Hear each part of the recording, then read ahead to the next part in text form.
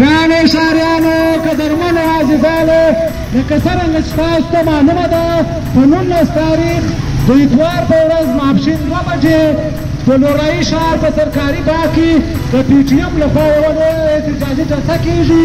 دې احتجاجي جلسې ته به د غورځنګ مشر منظور احمد پښتون، علي وزیر، مرکزي او صوبایي ملګري ویناوې کوي. هغه به تاسو ته د وطن پر وسایلو د پښتنو پر حقوقو د پښتانه سره د روان ظلم پر حواله خبرې کوي. د تاسو ټولو ښاریانو ته بهیله کوو چې د موږ سره پر دې لویه او احتجاجي جلسه کې ګډون وکړي. مننه. پښتون دې پاسون پاسون نارې وهي راوي شوي د پښتون دې راځئ و پښتنو ظلمو راځئ ملي پاسون دې راځئ و پښتنو ظلمو راځئ ملي پاسون دې پاسون دې پاسون دې پاسون دې پاسون دې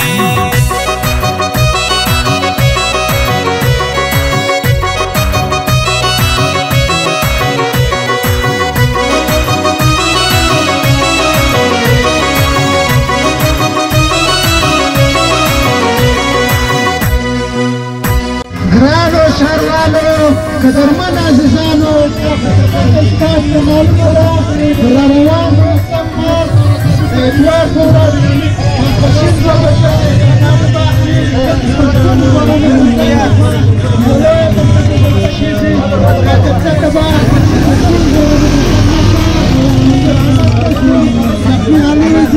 او نور مشران ویناوې کوي. تاسو ټول ننګیالو ته درخواست کوو راځئ ملي پاسون دې راځئ و پښتنو ظلمو راځئ ملي پاسون دې انقلاب انقلاب انقلاب انقلاب چې د پښتون ژغورنې غورځنګ له طرفه یو لویه احتجاجي جلسه کېدونکې ده. د ټولو ښاریانو څخه درخواست کوو چې زموږ سره په دې احتجاجي جلسه کې شرکت وکړي. دې احتجاجي جلسې ته به د پښتون تحفظ مومن، ګران قائد، ملي رهبر، ګران محترم منظور احمد پښتون او علي وزیر ویناوې کوي. ړنګ دې کور مو ړنګ دې حقوقاینې غواړو پښتنو کړی مو ننګ دې حقوقاینې غواړو پښتنو کړی مو ننګ دې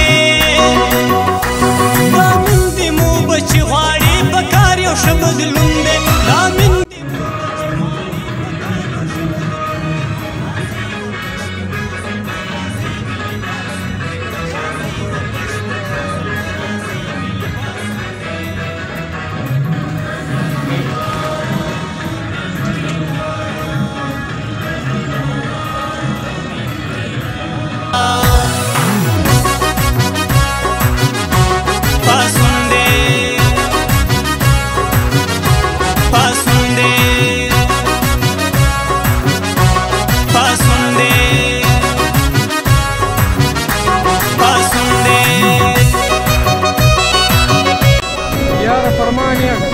Juiz comienza.